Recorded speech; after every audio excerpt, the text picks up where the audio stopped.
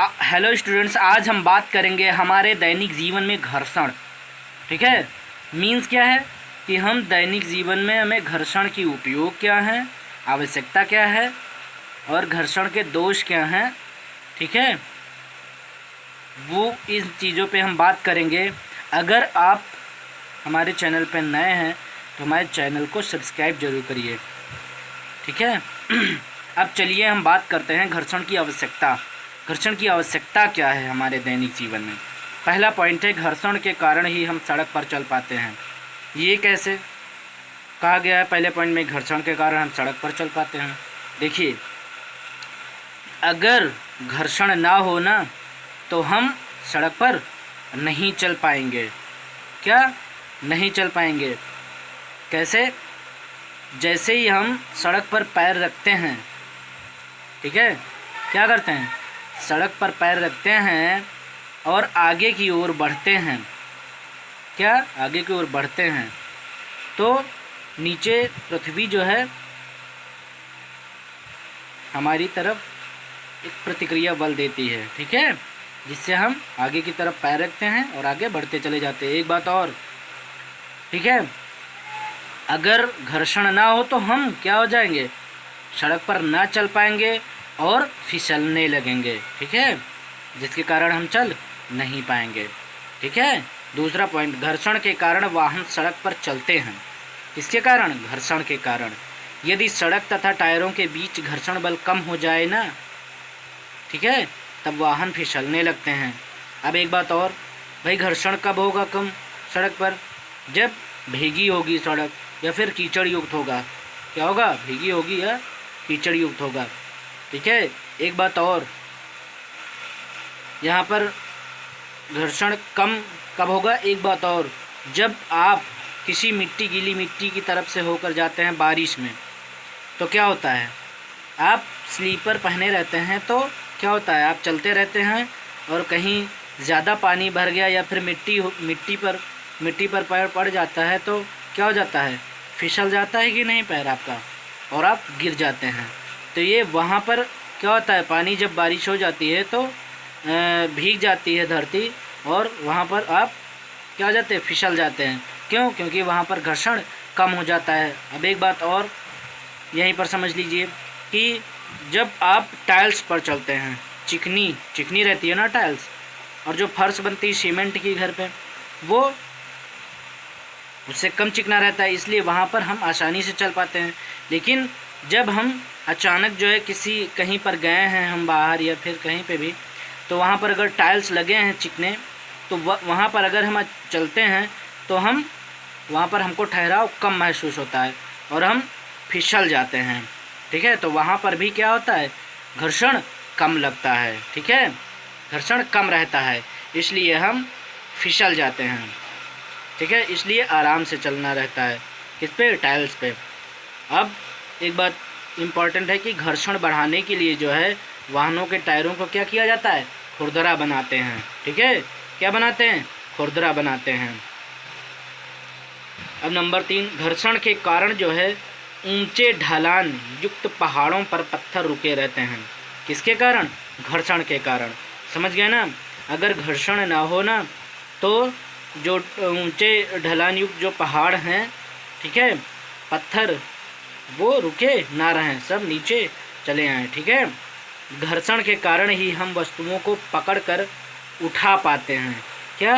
घर्षण के कारण ही हम वस्तुओं को क्या करते हैं? पकड़ कर उठा पाते हैं। ठीक है, और एक बात, घर्षण के कारण ही हम लिख पाते हैं। अगर घर्षण ना हो ना तो हम लिखें, जैसे ही लिखने शुरू करें वैसे ही पेन क्या हो जाएगी? फिसल जाएगी, अगर घर्षण ना हो तो। इसलिए घर्षण की आवश्यकता हमारे दैनिक जीवन में बहुत ही है। ठीक है, तो घर्षण के कारण ही हम लिख पाते हैं। घर्षण के कारण कील दीवार में हम रुक पाती है और घर्षण के कारण ही दौड़ता हुआ व्यक्ति रुक पाता है। समझ गए ना? तो इन पॉइंट्स को याद कर लीजिएगा। ठीक है, एक पॉइंट और है, घर्षण के कारण ही वाहनों के ब्रेक लग पाते हैं। क्या? घर्षण के कारण ही वाहनों के ब्रेक लग पाते हैं। और मान लीजिए अगर आपके टायर बहुत ज़्यादा घिस गए हैं, आप जो गाड़ी, बाइक या साइकिल या फिर कुछ भी चलाते हैं, तो मान लीजिए आपके गाड़ी के टायर जो है घिस गए हैं, क्या घिस गए हैं, तो बहुत ज़्यादा घिस गए हैं, और अचानक एकाएक जो है आपके सामने एक कार वाला जो है तुरंत ब्रेक मारी और आपने भी मारा, ठीक है, तो वो आपकी गाड़ी जो है, ब्रेक तो मारेंगे आप, ठीक है, लेकिन वो काफ़ी दूर तक क्या होगी, फिसलती चली जाएगी, तुरंत नहीं ठहरेगी। क्यों? क्योंकि टायर आपके घिस गए हैं, ठीक है, इसलिए घर्षण कम लगेगा। इसकी वजह से आप ब्रेक मारेंगे तो तुरंत गाड़ी नहीं रुकेगी, थोड़ी दूर जाकर रुकेगी, ठीक है, फिसलती हुई जाएगी, और फिसलती हुई जाएगी तो थोड़ी दूर बाद रुक जाएगी, ठीक है। तो ये घर्षण के कारण ही है, ठीक है, कि ब्रेक लगाते हैं हम तो गाड़ी रुक जाती है। अब घर्षण के दोष भी देख लीजिए।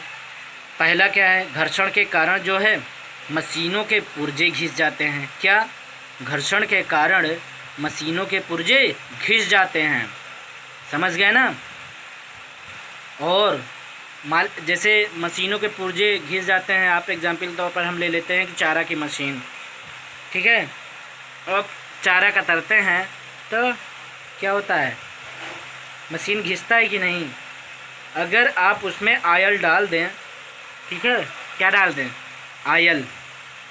अभी हम कम करने की विधियां, घर्षण कम करने की विधियां नहीं बताई है, अगली वीडियो में बताएंगे, ठीक है। तो वही बता रहे हैं कि पुर्जे घिस जाते हैं, और पुर्जे ना घिसें इसके लिए आप आयल डाल दीजिए, उससे जो है क्या होगा, पुर्जे नहीं घिसेंगे, कम घिसेंगे, रुकेंगे, ठीक है, घर्षण कम लगेगा, इससे घिसेंगे नहीं, ठीक है। और घर्षण के कारण दूसरा पॉइंट बताया कि घर्षण के कारण मशीनों में ऊर्जा का एक भाग ऊष्मा में बदल जाता है, ठीक है, कैसे, जिससे दक्षता जो है कम हो जाती है। अब यहाँ पे कहा गया घर्षण के कारण मशीनों में ऊर्जा का एक भाग ऊष्मा में बदल जाता है। कैसे भाई, मशीनों में जब आयल नहीं रहेगा, क्या आयल नहीं रहेगा, मान लीजिए जैसे आप पढ़ रहे हैं या फिर कोई भी शारीरिक कार्य कर रहे हैं या फिर मेंटल वर्क, मानसिक तौर पे कार्य कर रहे हैं, ठीक है, अगर आपके अंदर ऊर्जा का कोई भाग नहीं होगा, शक्ति का कुछ नहीं होगा, तो आपका मन लगेगा पढ़ने में, भूख लगेगी तो आप क्या पढ़ पाएंगे, आपके अंदर एनर्जी नहीं रहेगी तो आप क्या करेंगे, पढ़ नहीं पाएंगे, ठीक है। तो यहाँ पर एक बात और ध्यान दीजिए, मशीनों में क्या ऊर्जा का एक भाग ऊष्मा में बदल जाता है। कैसे कि जब मशीन चलती है, ठीक है, मशीन चलती है और कंटिन्यू उसमें जो है डेली का डेली जो है चलती है मशीन, ठीक है, तो हफ्ते 2 हफ्ते में उसमें अगर हम आयल ग्रीसिंग या फिर ऐसा कुछ नहीं करवाते हैं तो तब उस स्थिति में जो है मशीनों में जो ऊर्जा का एक भाग है वो ऊष्मा में बदल जाता है, ठीक है, जिससे उसमें दक्षता जो है कम हो जाती है। और तीसरा पॉइंट है, जब घर्षण जो है वस्तु की गति का विरोध करता है। क्या करता है, घर्षण जो है वस्तु की गति का विरोध करता है, तो लाभदायक ऊर्जा का ह्रास होता है। क्या होता है, लाभदायक ऊर्जा का ह्रास होता है। नंबर 4, घर्षण जो है नाव, जहाज, वायुयान आदि की गति में अवरोध उत्पन्न करता है, ठीक है, घर्षण जो है नाव, जहाज, वायुयान आदि की गति में अवरोध उत्पन्न करता है, ठीक है। क्या, घर्षण ही तो अवरोध उत्पन्न करता है, ठीक है। तो आई होप कि आपको दोष और आवश्यकता जो है समझ में आ गई होगी, ठीक है। तो आप इनको याद कर लीजिएगा और अपने दैनिक जीवन में ट्राई करके देखिएगा, एक्सपेरिमेंट करके देखिएगा, ठीक है, कि ये इसमें दोष कैसे हैं, ये घर्षण की आवश्यकता क्या है, ठीक है। तो ये सब